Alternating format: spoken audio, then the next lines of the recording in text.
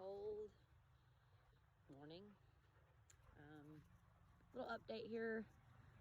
We have been working very hard on restoring our old barn. And I'll give you a complete recap of that.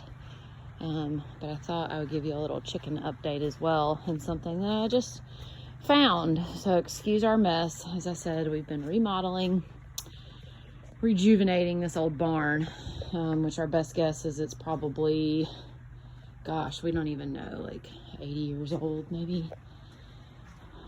But as we were trying to clean out the stall, again, pardon the mess, look what we found. Aha! A little stash.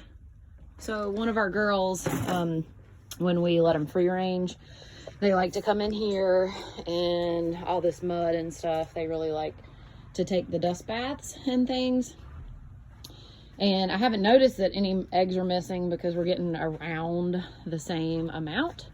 But apparently one of the white chickens has been laying in there instead of in her box when they've been free ranging. And so, like I've told you guys before, they really like to lay the same spot. And I think that's probably one chicken has been laying there just over and over and over. So those eggs are not going to be any good. They've been freezing and thawing and freezing and thawing. So we'll have to throw them away.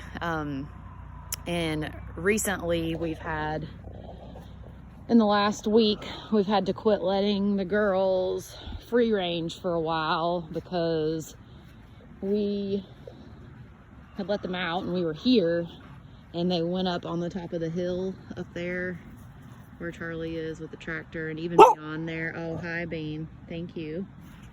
Throw this. And so they were up there, and Charlie noticed that there was a big hawk eating something, and it was one of our beloved chickens. And some more detrimental news is that our big girls, as I called them, they're about a year and a half old. There's Mr. Roo.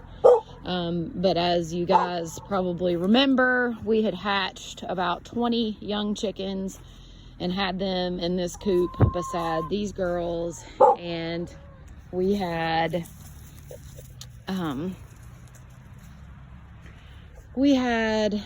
a mink, which is it kind of is like an otter. You don't see them very often because they live by creeks.